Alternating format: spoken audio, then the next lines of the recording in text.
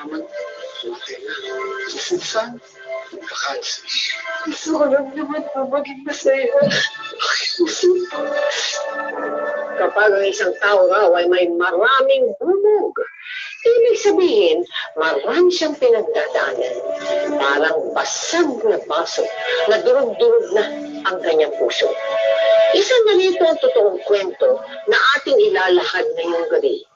Isa siyang babae na dumaan sa tila walang katapusang pananamantala. Problema sa pamilya, sa kanyang asawa, at sa paghahanap ng hustisya para sa kanyang ama. Paano niya kaya malalagpasan ang lahat ng ito? Hahantong ba siya sa puntong sumuko na siya at pati ang Diyos ay kanya na rin sinisisi? Ang mga detalye ng masalimuot niyang pinagdaanan. Sabay-sabay natin tunghayan dito sa aming episode na pinamagatang Reyna ng Bubog na Marie Chris Mahipales Story.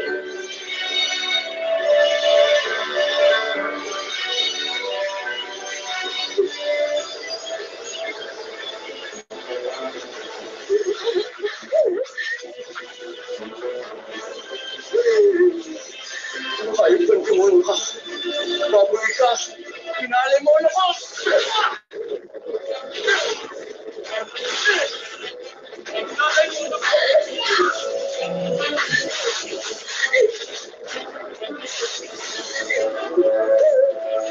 Kaya lang ginawa mo sa'yo ako.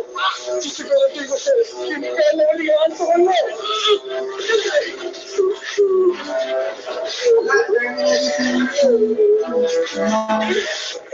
Hindi sibot ang dito sa taon.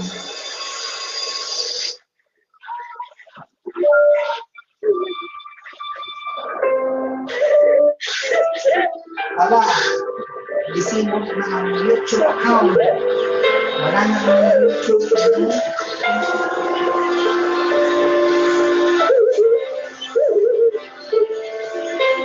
This live stream was out because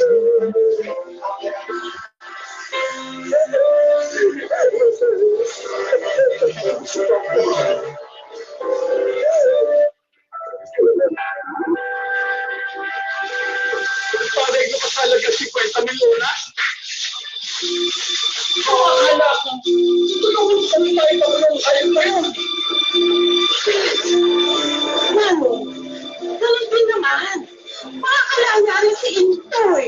Makulungan yun. Pero namang padrilyo kung sa loob ng kasuhan. Makakalabas din siya. Kasi po naman na ibibigay ng danyo sa pera. Makakalabas din yung may puso. Ay, nasa ang anak ko. Alam mo ba kung gaano kasipit sa tatay yun? Bata pa si Magpis. Nagdadalaga pa lang yung anak ko. message. Pwede nga na. Patink yung riot na yun. Ako pa sa makarating sa bilang kung gagawin ko. Ano mo? Hindi naman ko yun yung manigames eh. Kaya, sumunod ko yung galit. Sa Diyos lang natin ang lahat.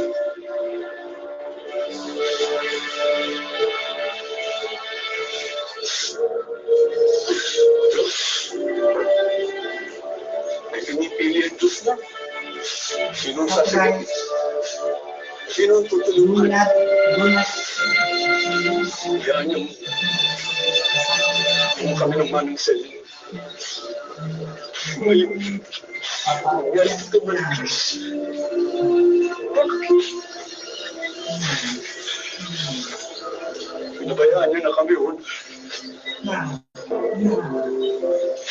Magbayaan mo sa mga.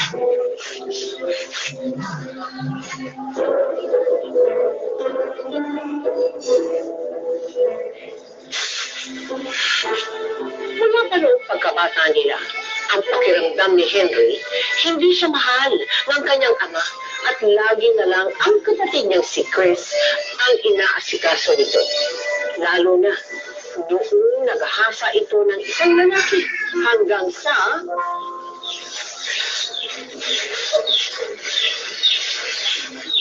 Kuya, Papaano mo sa'yo?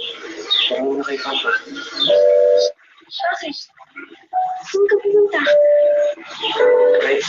kung saan magaling maayos para sa akin. Ayaw ko na dito, Chris. Walang nangyayari sa buhay ko. Ikaw nga po pala. Iiwan mo lang po kami ni Papa. Sa bahalan.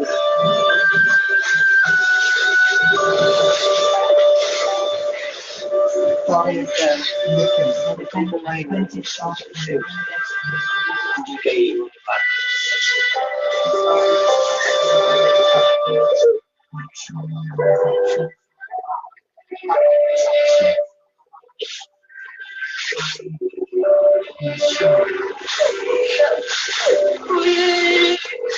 Kuya!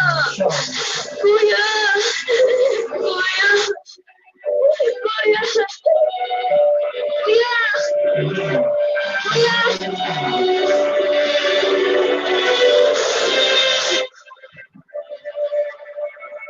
Anong naaalala mo nangyari nung kabataan mo? Paano ka lumaki?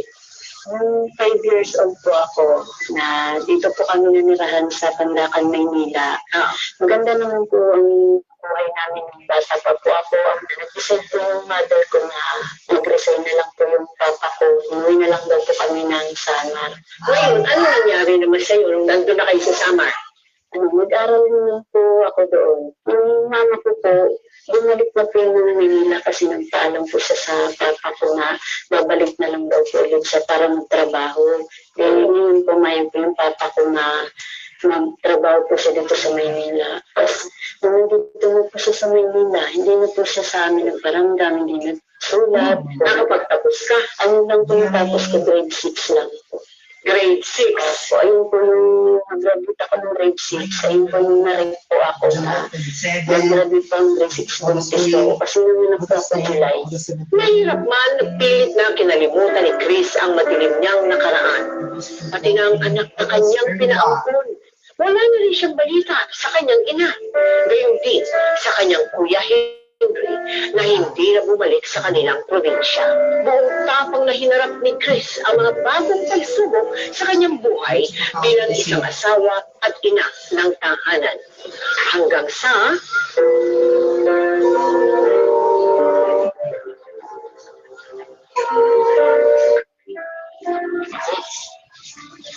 Kaya ako na naman yatang balikan sa lamin. Mataas naman yata yung grado ko eh. Yung grado ng mata ko. Papa, ito kalabasa. Ang palinaw ka ng mata. Tapos, magpa-check up ko dun sa optical sa bayan. Sagot ko na yung bago mong salamin. Huwag na. Dagdag gastos pa ako. Ay. Kumusta naman pala kayo ng asawa ko? Ayos lang, Papa. Kumikita naman. Sakto lang. Nakala. Yung panganay mo, kumusta? Papalag ko sa kayo?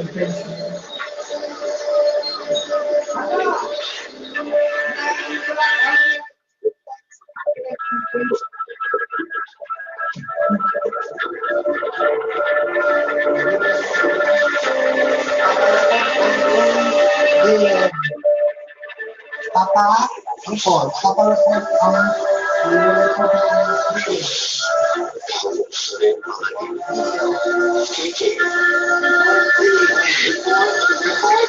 Galit pa rin po siya sa akin, Ma.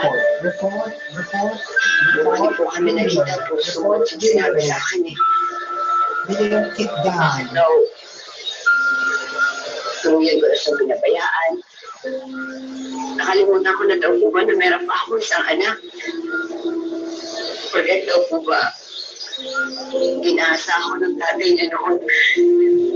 Sabi niya po, siguro mas mabuti na huwag na lang daw po kami magpusto po makita. Nakalimutan na daw po niya na meron po siyang nanay.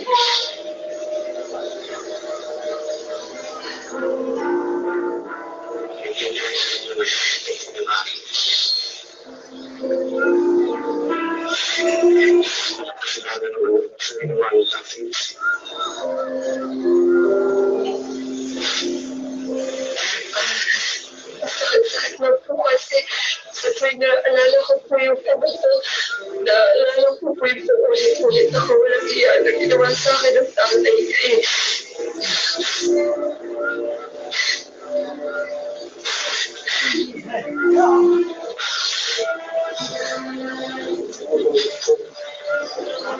kasalanan. Ang place.